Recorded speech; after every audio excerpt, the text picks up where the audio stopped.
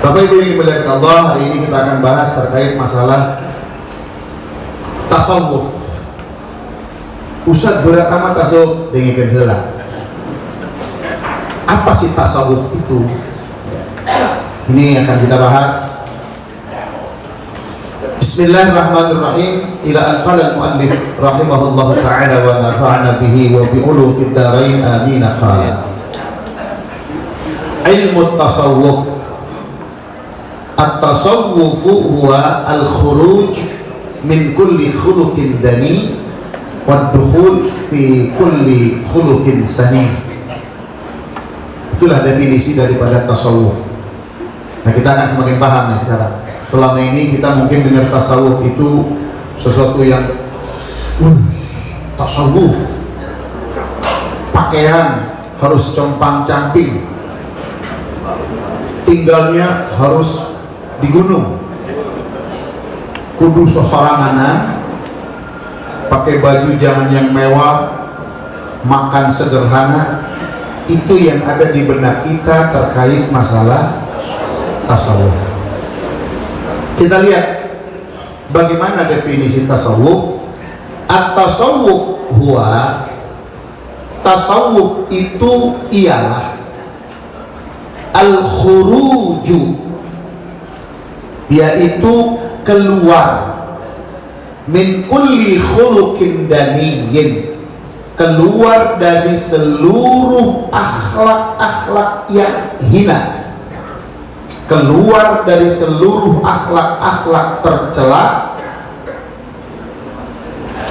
Contoh, nipu, akhlak tercela, tinggalin. Nyolong, akhlak tercela, tinggalin. Ghibah, akhlak tercela, tinggalin. Nah, kita harus mampu dan bisa mengidentifikasi. Kita tidak akan mungkin bisa menjadi orang mulia, orang baik kalau kita tidak mampu mengidentifikasi makna akhlak yang baik, mana akhlak yang buruk. Sehingga kita bisa memilah dan memilih menurut kacamata agama.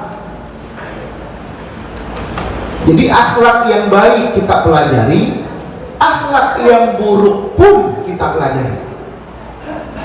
Tapi dengan tujuan yang berbeda. Kalau kita belajar akhlak baik, tujuannya untuk kita amalkan dan kita laksanakan.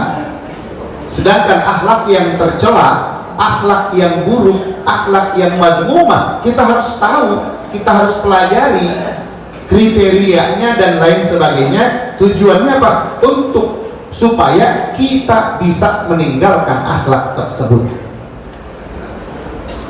Jadi akhlak itu ada dua, al-akhlakul mahmudah dan al-akhlak al-madmumah, dan itu memang tujuan daripada Rasulullah sallallahu alaihi wasallam diutus ke alam dunia ini, sebagaimana sabda beliau, innama bu'ithu liutammima makarimal akhlak.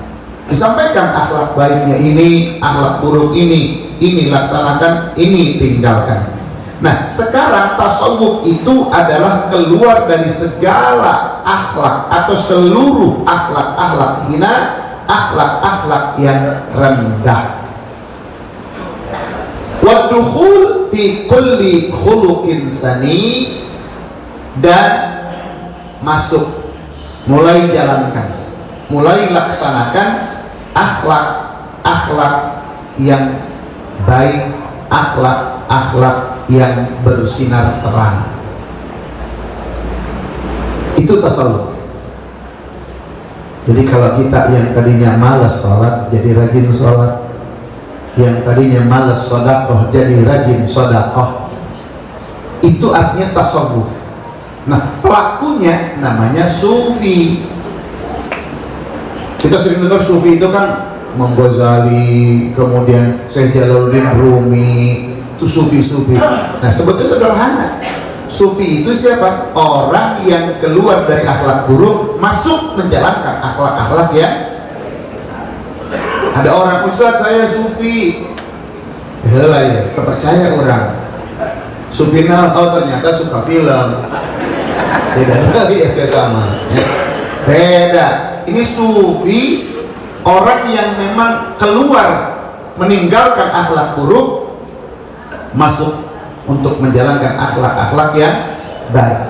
Dengan bahasa lain lah, bahasa sekarang anak-anak sekarang, kita hijrah. Hijrah dari hal yang tidak baik menuju yang lebih baik. Itu namanya hijrah. Jadi orang yang hijrah itu sendiri pada hakikatnya adalah al-muhajir man hajara ma nahallahu anhu. Hakikat orang yang hijrah itu adalah orang yang mampu meninggalkan apapun yang dilarang oleh Allah. Itu hijrah namanya. Ketika dia bisa meninggalkan hal-hal yang dilarang Allah, yang dicegah oleh Allah, dia tinggalkan, dia melaksanakan apa yang diperintahkan, berarti dia sedang hijrah. Dan pelaku orang yang seperti itu namanya al-muhajir, orang yang berhijrah. Kaitannya dengan tasawuf, berarti dia adalah orang yang namanya sufi. Baik, itu definisi daripada tasawuf. Sederhana ya. Tasawuf itu artinya akhlak, selesai. Ujung ada pesan. Ini memang orientalis sengaja. Orientalis sengaja mengartikan sesuatu yang memang sehingga umat Islam jadi akhirnya antipati terhadap tasawuf. Sufi, tasawuf kumuh, kotor. Ustadz sufi, ustadz tasawuf ya, datang ke mobil Al-Fatihah, ya, Al-Fatihah, mobil Pajero, mobil landai, motor bayar ngetren, Fortuner. Kita ustadz sufi, ustadz tasawuf. Orang mah sufi tasawuf datang pakai sorban, jenggot panjang, di loba renehan.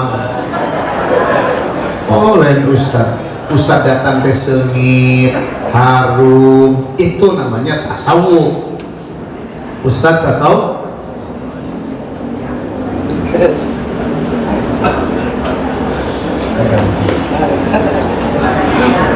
Nah ini, jadi tasawuf itu adalah akhlak. Baik. Fa idza ta'allal abdu bi mahasinil akhlak,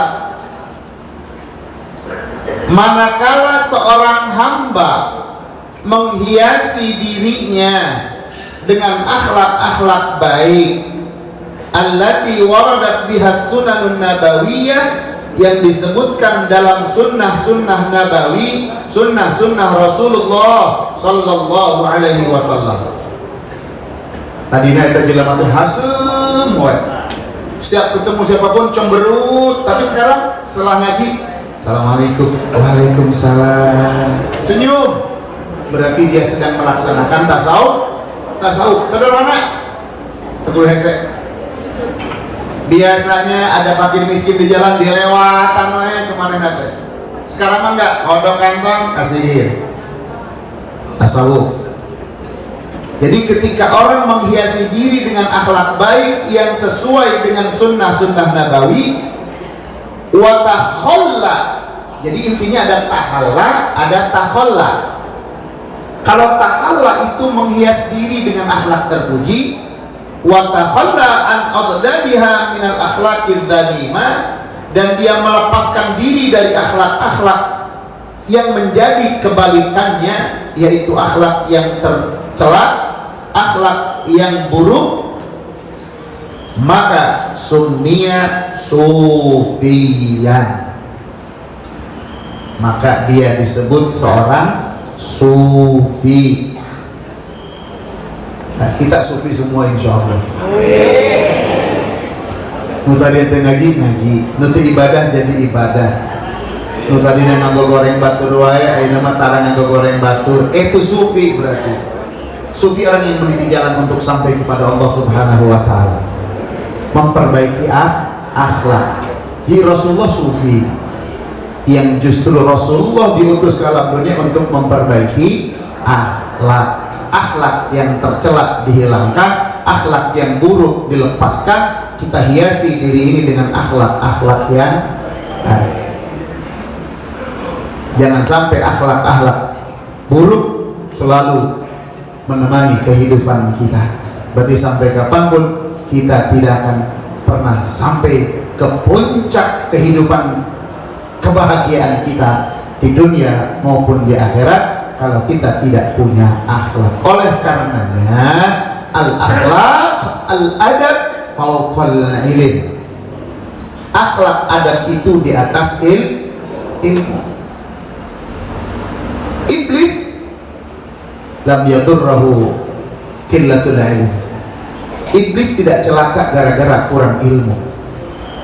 Iblis celaka bukan gara-gara nggak punya ilmu, tapi darrahu qillatul adab. Iblis celaka karena kurang adab. Iblis celaka karena nggak punya adab. Sebab kalau kita lebih mengandalkan ilmu, tidak memperhatikan adab, iblis juga pintar. Iblis itu pintarnya luar biasa. Bahkan ibadahnya, Masya Allah, ribuan tahun ibadah kepada Allah. Tapi hanya gara-gara dia tidak nurut sama Allah, nggak pakai adab, menganggap diri aku lebih baik. Ini mulai nih, akhlak buruk muncul. Aku lebih baik dari Adam. Ini kan akhlak buruk, menganggap diri lebih sempurna, menganggap diri lebih baik. Nah, di tahun politik seperti ini sekarang, semua pasti mengatakan aku lebih baik dari yang lain, pilih saya. Aku lebih baik dari yang lain, pilih saya. Jadi sifat-sifat itu akan muncul. Semua, mau calegnya, mau capresnya, mau dewannya dan lain sebagainya, semua akan mengatakan jangan pilih dia, pilih aku lebih baik, aku begini, hampir semua seperti itu. Betul? Nah, itu kita hindari. Kita mah ikutin aja, nggak usah menjelek-jelekan orang lain. Kita tampilkan apa yang kita punya, orang akan menilai dengan sendirinya. Nah, jadi kalau sampai harus menjatuhkan orang lain, kita tidak pakai istilah belah bambu. Ilmu belah bambu jangan dipakai dalam kehidupan kita. Mungkin bapak-bapak lebih paham bagaimana cara belah bambu. Belah bambu itu berarti yang satu diinjak, yang satu diangkat. Lihat orang kalau belah bambu, satu diinjak, satu diangkat. Nah, kita nggak boleh begitu. Untuk kita naik harus injak orang lain, harus menjatuhkan orang lain. Tidak ada dalam Islam seperti itu. Islam mengajarkan kita hidup sama-sama berjuang. Tidak ada saling menjatuhkan satu dengan yang lain. Pakai cara-cara Islami, cara-cara yang diajarkan oleh baginda Nabi kita Muhammad Sallallahu Alaihi Wasallam. Nah, jadi ketika ada orang menghias diri dengan akhlak-akhlak yang terpuji, akhlak-akhlak yang baik, yang memang itu bersumber dari sunnah-sunnah Nabi, sunnah-sunnah Rasul, dan dia melepaskan, mengosongkan diri dari akhlak-akhlak tercela yang merupakan kebalikannya atau lawannya, maka dia dinamakan sebagai seorang sufi.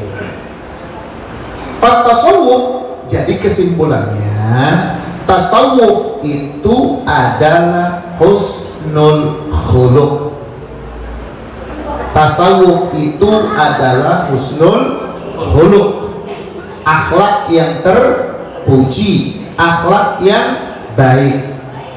Faman zada alaika fil khuluq, jadi siapa yang akhlaknya lebih luhur, lebih bertambah lagi, faqad zada alaika fit tasawuf, maka sesungguhnya ia lebih bertasawuf daripada Anda.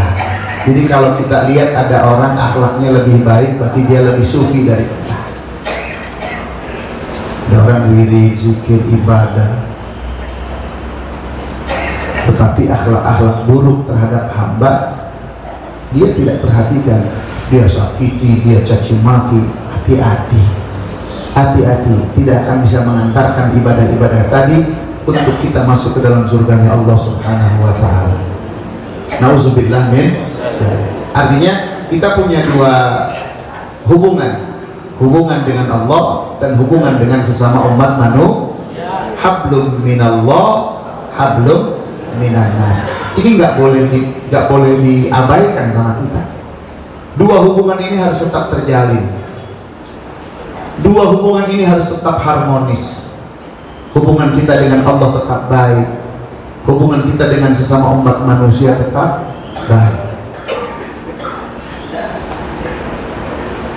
Kalau dilihat-lihat di dalam Al-Quran, lebih banyak ayat yang menyinggung masalah hablum minannas.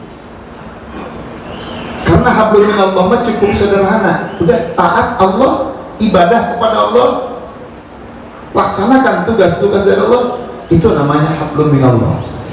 Lakukan dengan ikhlas, lakukan dengan penuh dengan ketulusan dalam ibadah, itu sudah hablum minallah kita baik. Tapi yang paling berat adalah ketika hablum minannas. Banyak riwayat yang mengatakan bahwa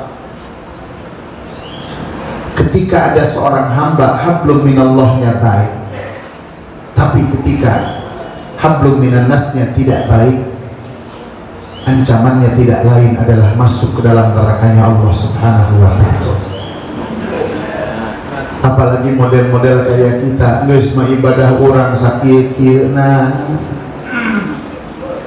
puasa segini-gininya, sholat segini-gininya, tiap hari nyakitin orang, masya Allah. Mau disimpan di mana nasib kita nanti setelah kematian? Tidak ada tempat yang layak buat kita kecuali masuk ke dalam nerakanya Allah. Na'udzubillah min dzalik. Jadi ada seorang sahabat cerita, ya Rasulullah, ada seorang perempuan malam tahajud, siang puasa, tapi dia tidak ada satupun orang yang tidak tersakiti akibat perbuatannya. Kata Nabi, dia termasuk orang yang akan masuk ke dalam neraka. Tapi ada lagi sahabat cerita, ya Rasulullah, ada seorang perempuan sholatnya hanya yang wajib saja, nggak ada tuh yang namanya sunnah-sunnah. Puasa yang wajib saja, nggak ada tuh yang sunnah-sunnah. Sedekah pun seumur hidup dia hanya cuma menyedekahkan secuil keju dibagikan kepada orang yang perlu. Hanya itu seumur hidup dia sedekah. Tapi dia hidupnya tidak pernah mengganggu dan menyakiti orang lain. Apa kata Nabi? Dia akan masuk ke dalam surganya Allah Subhanahu wa ta'ala. Jadi pengikatnya ada dua, ada hablum minallah dan hablum.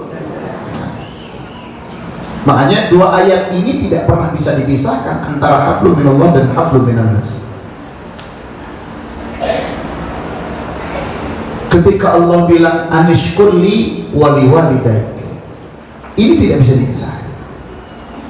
Ibadah bersyukur kepada Allah dalam bentuk ibadah kepada Allah dan juga kepada kedua orang tua. Berarti hablum minallah dan hablum minannas ini harus terikat, harus seiring sejalan. Satu saja hilang, nggak akan mungkin dianggap oleh Allah Subhanahu wa ta'ala. Nah, baik. Nah, jadi di sini ketika kita melihat seseorang kok semakin baik, makin soleh, berarti dia lebih tasawuf dibandingkan kita. Nah, jadi faman zada 'alaika fil khuluq, siapa saja orang yang lebih unggul darimu dalam urusan akhlak, dalam urusan tata krama, atau sekarang mungkin etika, adab, sopan santun, norma-norma lebih baik dari kita, berarti faqad zada 'alaika fit tasawuf, berarti dia lebih unggul ketasawufannya dibandingkan Anda. Fa fil hadits, di dalam salah satu hadis Rasulullah bersabda, asqalu ma yudau fi mizanil abdi yaumal qiyamati husnul khuluq. Sesuatu yang paling berat yang diletakkan dalam timbangan amal seorang hamba di hari kiamat kelak adalah husnul khuluq. Makanya kalau kita bikin segitiga sama sisi, itu Islam, iman, di atas itu adalah ihsan. Ihsan itu akhlak, tasawuf. Islam berarti syariat, iman berarti akidah, ihsan berarti akhlak. Jadi segitiga sama sisi. Nah, ketika ketiga hal ini ada dan utuh, maka dia tetap namanya segitiga. Satu hilang, satu lepas, tidak akan lagi menjadi segitiga. Nah ini, jadi tidak boleh ada hilang satu. Islam, iman, ihsan. Islam berarti syariat, iman berarti akidah, kemudian ihsan berarti akhlak, puncak. Ketika sudah Islam, iman, ihsan, hubungan baik kita diperbaiki dengan Allah Subhanahu wa ta'ala, itu akhlak, tasawuf. Nah dalam hadis, sesuatu yang paling berat yang diletakkan dalam timbangan amal seorang hamba di hari kiamat adalah husnul khuluqnya, akhlak yang baiknya. Ketemu orang senyum, ucapkan salam, ingat sederhana ya, Assalamualaikum, waalaikumsalam, karena kita ngaji bahwa seorang muslim dengan muslim yang lain itu punya hak. Di antaranya ada idza laqitahu fasallim alaihi. Kalau kamu berjumpa bertemu dengan siapapun, ucapkan salam.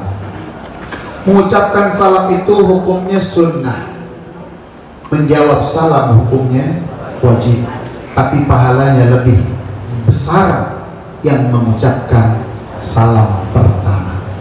Oleh karenanya Nabi kita, junjungan kita, panutan kita, idola kita, Nabi Muhammad sallallahu alaihi wasallam, beliau tidak pernah didahului oleh siapapun dalam mengucapkan salam. Gak merasa Nabi, oh, dia dulu dong. Tak begitu. Jadi jangan menganggap saya lebih tua, menganggap saya kiai, menganggap saya ajengan. Lah kenapa saya harus yang salam? Yang muda dong salam sama saya. Itu bukan ajaran Islam. Itu bukan ajaran Islam. Kiai lebih dulu, Assalamualaikum, Assalamualaikum, lebih baik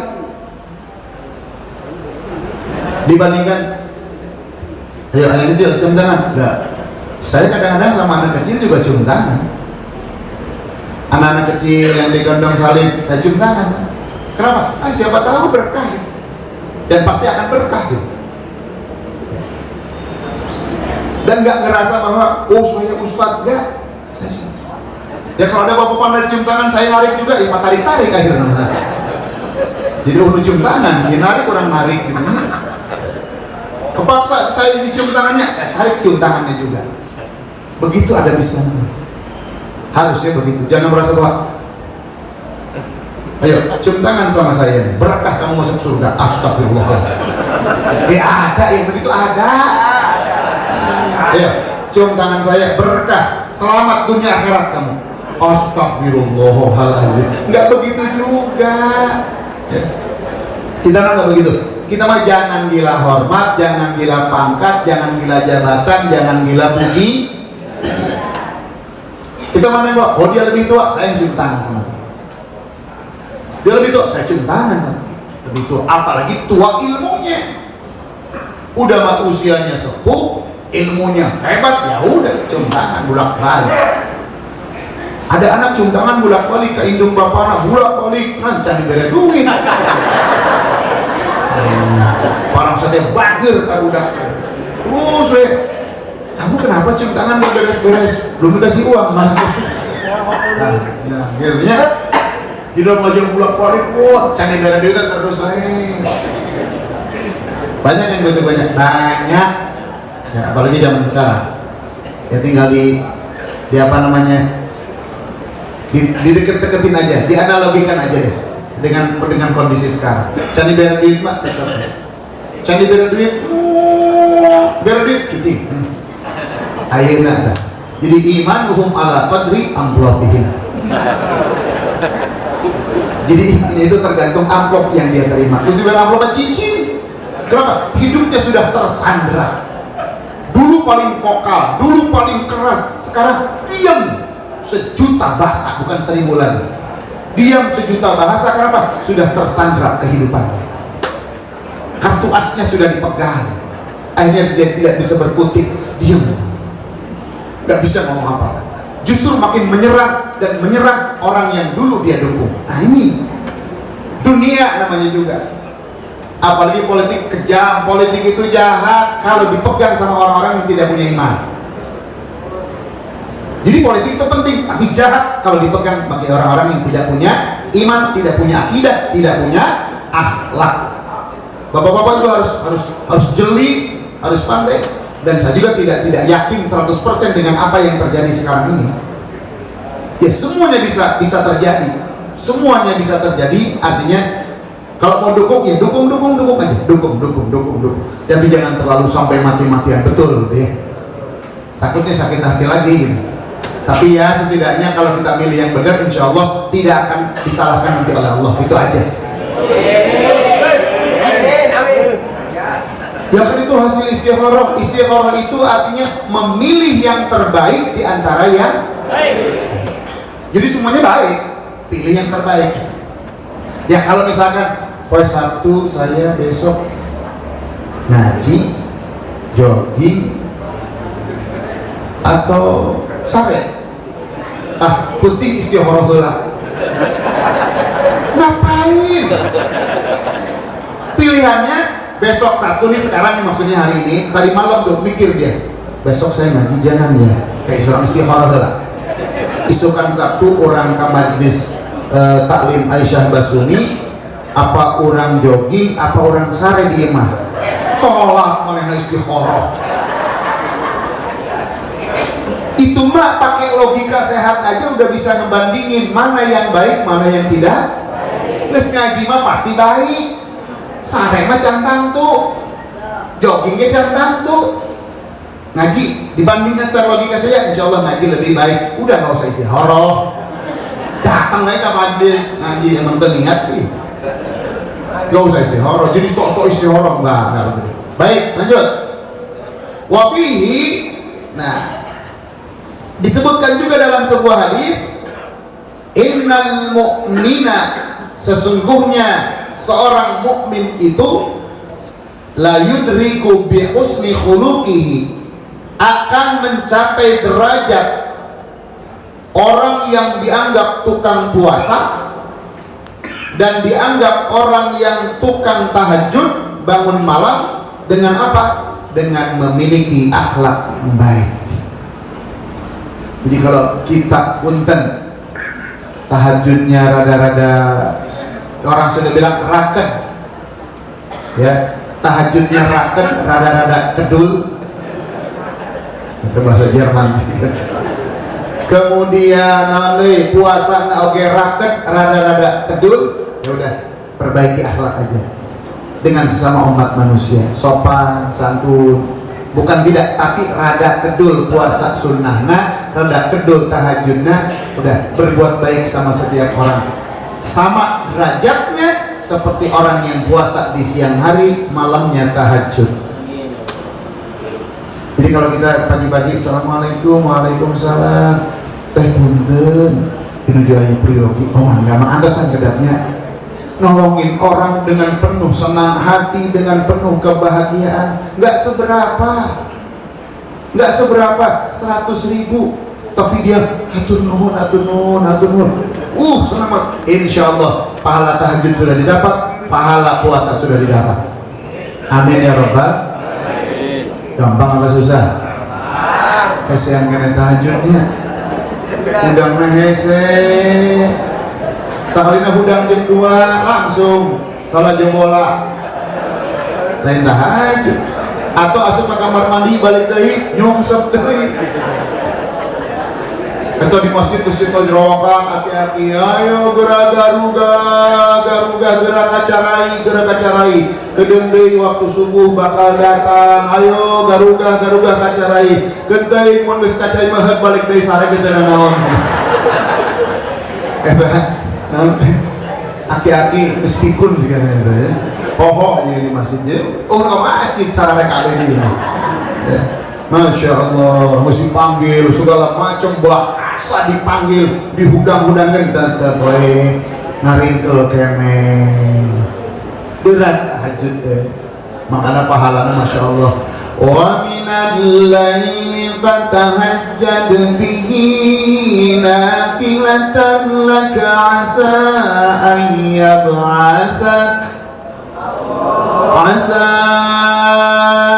yab'athaka rabbuka maqaman mahmuda. Lihat Allah katakan, wa minal laili fatahajjad, di antara sebagian waktu malam fatahajjad, tahajudlah kan. Tahajud itu apa? Salat sunat di malam hari setelah tidur selesai. Salat sunat apa? Naon we? Witir. Naon deui? Hajat, tasbih, tobat, istikharah, apapun sholat sunat yang dikerjakan di malam hari setelah tidur itu masuk kriteria tahajud. Ini pendapat ulama yang mu'tamad. Tapi ada juga yang mengatakan bahwa ada sholat tahajud khusus. Mana silakan? Usolli sunnatat tahajudi rak'ataini lillahi ta'ala. Sok mangga lakukan itu. Musuh, oh yang itu kritik tahajud itu siapa kritik, tapi itu sholat. Nah, jadi intinya bahwa orang dengan akhlak baik, orang dengan akhlak mulia akan mencapai derajat pahala orang yang puasa dan pahala orang yang qiyamul lail. Mudah-mudahan kita semua ditambah akhlak baiknya oleh Allah Subhanahu wa ta'ala. Duduknya di majelis, ucapkan salam, tersenyum ketika ketemu orang, itu akhlak baik. Ditanya sopan, assalamualaikum, waalaikumsalam. Sekarang, tapi nanti sudah duduk di Fortuner, assalamualaikum, siapa ya? Ya, beda. Ayo nama, sampai mencan dipilih mah daratan. Betul? Daratan ke majlis-majlis taklim. Minum ngaji bareng bager geus jadi mah poho.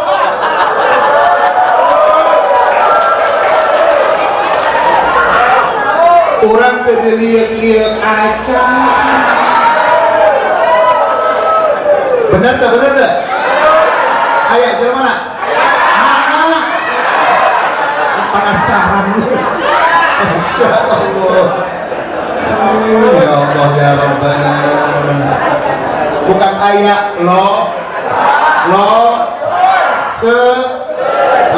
Masya Allah. Kabe tong teuing dewan, tong teuing presiden, tong teuing menteri, ketua DKM ge sarua.